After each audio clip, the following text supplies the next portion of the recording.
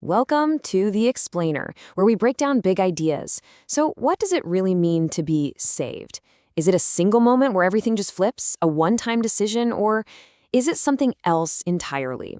Today, we're diving into the Catholic concept of being sanctified in truth, which, as you'll see, is all about a lifelong journey of transformation.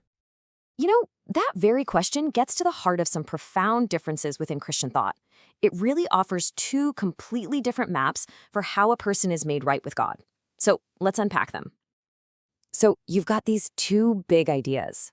On one hand, you have the idea that a person is declared righteous.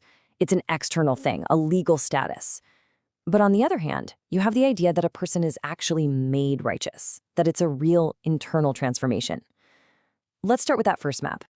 Okay, so this first view, which was really central to the Protestant Reformation, frames our relationship with God in what are called forensic terms, basically legal terms. Think of it like a courtroom, and a final verdict is being handed down. The key idea here, the absolute cornerstone, is a concept called imputation.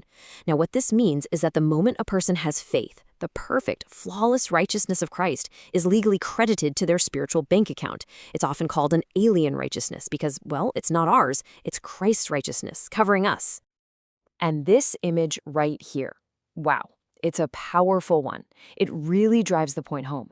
The idea is that a person is still sinful on the inside, but from God's perspective, they're covered by Christ's perfection. This leads to a really important distinction. Justification is God declaring you righteous. Sanctification, the process of you actually changing, is seen as a separate thing that happens later.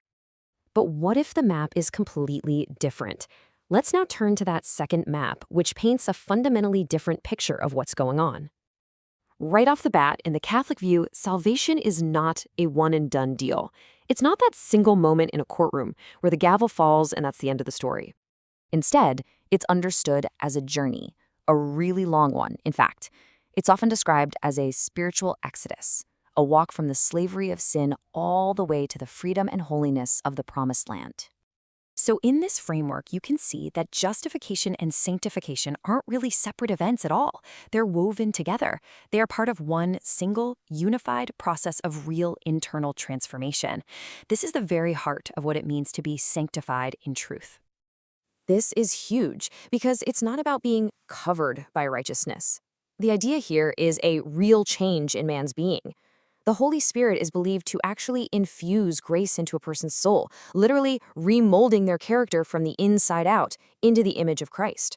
It's that spirit of life, as St. Paul says, that sets a believer free. Now, if it's a journey, you're going to need some supplies, right?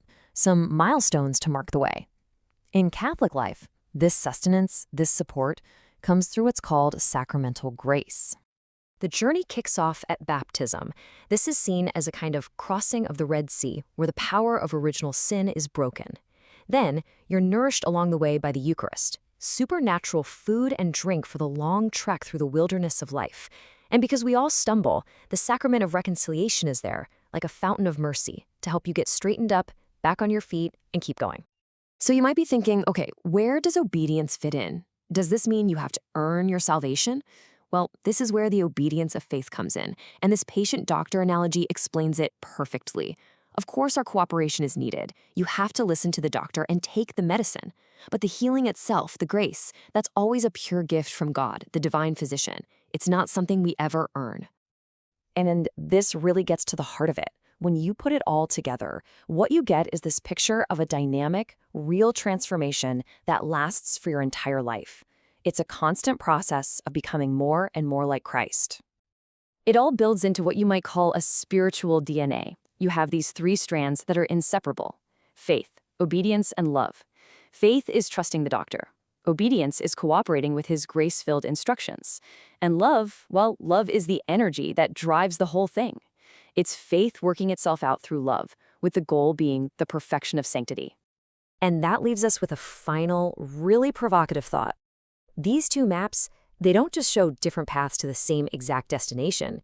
They point to fundamentally different ideas of what salvation is. So is it a destination you arrive at in an instant?